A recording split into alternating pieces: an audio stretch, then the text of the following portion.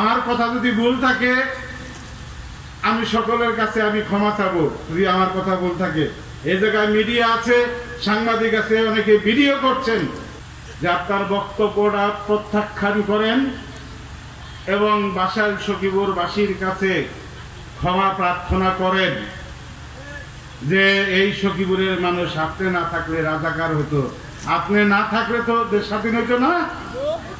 একজন বঙ্গবীর, বঙ্গবীর তো উনি তো বঙ্গবীর না, বঙ্গবীর বাংলাদেশে একজন, সেটা হলো বঙ্গবীর আতাউল গনি উসমানী, যাকে সরকার স্বীকৃতি দিয়েছে।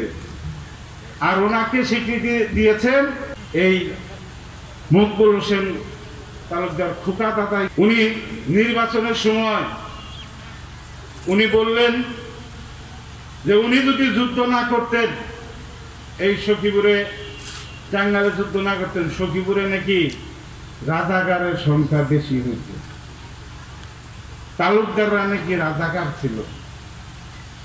আপনারা যে জায়গা থেকে যুদ্ধ শুরু করলেন, এই কুকিলা বাবর থেকে শুরু করে আপনার শওকত মমিন শাহজাহান যদি 20 এপ্রিল যদি প্রথম বাহিনী গঠন করে, আপনি তাদের সাথে যোগ হয়েছেন 5 মে, তার মানে 15 দিন পর। আর আপনাদের শপথ হয়েছে বা আপনারা একত্রিত হয়েছেন সেটা 10 জুন।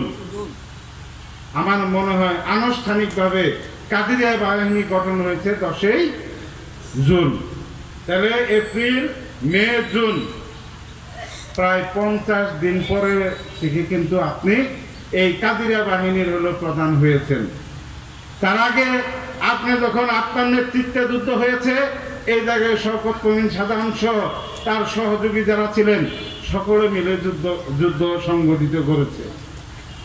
তাহলে কেন স্বাধীনতার এতদিন পরে, শওকত মমিন শাহজাহান মরে যাওয়ার পরে আপনারা কেন নতুন করে ইতিহাস লিখতেছেন? শওকত মমিন শাহজাহান জীবিত থাকলে তো উনি প্রতিবাদ করতেন। আমি বঙ্গবীর কাজী সিদ্দিকী সাহেব, আপনাকে অনেক সম্মান করি, আপনাকে মামা বলে ডাকি। আমি আপনার কাছে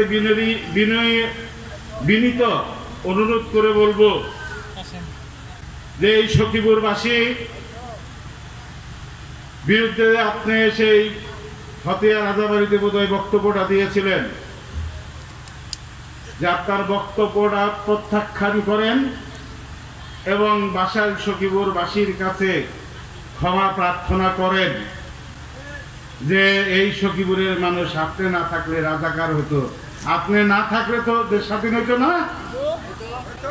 আপনি একটি প্রবন্ধ লিখেছিলেন, আপনি বাংলাদেশ প্রতিদিনে একটি প্রবন্ধ লিখেছিলেন 2014 পরে, 14 বা 15 সালে। আমার বাবাকে নিয়ে আপনার লেখার মধ্যে আমার 10টা লেখা থাকলে তার 8টা লেখার মধ্যে আমার পিতার নাম থাকে। আপনি লিখেছিলেন যে শওকত মমিন শাহজাহান না থাকলে কাদিরিয়া বাহিনী হতো না, কাদিরিয়া বাহিনী না থাকলে বাংলাদেশ স্বাধীন হতো না। আপনি নিজেই তো শওকত মমিন শাহজাহানকে স্বীকৃতি দিচ্ছেন। আপনি দেখেন, আমার কথা যদি ভুল থাকে আমি সকলের কাছে আমি ক্ষমা চাবো। যদি আমার কথা ভুল থাকে, এই জায়গায় মিডিয়া আছে, সাংবাদিক আছে, অনেকে ভিডিও করছেন, আমার এটা সাক্ষী রয়ে গেল। আপনি নিজে বাংলাদেশ প্রতিদিনে লিখেছিলেন,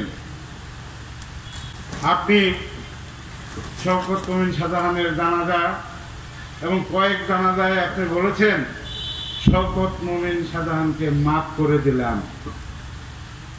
আমি আপনার কাছে প্রশ্ন রাখতে চাই, মাফ করার মালিক তো মহান আল্লাহ তাআলা, আপনি মাফ করার কে?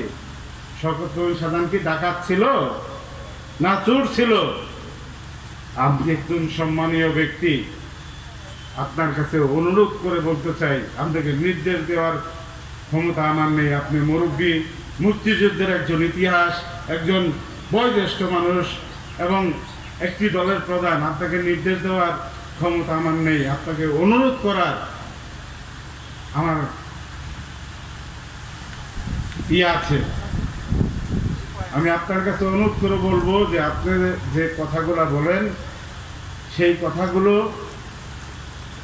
আপনি প্রত্যাখ্যান করেন এবং সসম্মানে আপনাকে যেন আমরা সসম্মানে এই বাসাইল সখীপুরের মানুষ আপনাকে সবসময় সম্মানের এবং মণিকোঠায় যেন আপনাদেরকে রাখতে পারি। আমাকে বাংলাদেশ আওয়ামী লীগ সখীপুর বাসাইল থেকে আমাকে মনোনীত করেছিল। এটাই কি আমার দোষ ছিল? তাহলে কি আমার কারণে কি এই সখীপুরের মানুষকে একজন বঙ্গবীর তো উনি তো বঙ্গবীর না, বঙ্গবীর বাংলাদেশে একজন, সেটা হলো বঙ্গবীর আতাউল গনি উসমানী, যাকে সরকার স্বীকৃতি দিয়েছে। আর ওনাকে স্বীকৃতি দিয়েছেন এই যে আমাদের মঞ্চে, উনিও কিন্তু তালুকদার। আমার এই বাবার হলো চাচা, আমার দাদা জনাব মকবুল হোসেন তালুকদার খোকা দাদা, উনি কিন্তু কাজী সিদ্দিকী সাহেবের সাথে সর্বক্ষণ আমার বাপেরে উনি যে পরিমাণ কাজী সিদ্দিক সাহেবের লগে থেকে গাইলাইছে, এই মকবুল হোসেন তালুকদার খোকা দাদাই কিন্তু তাকে বঙ্গবীর উপাধি দিয়েছিলেন। এটা কি আপনারা জানেন? হ্যাঁ,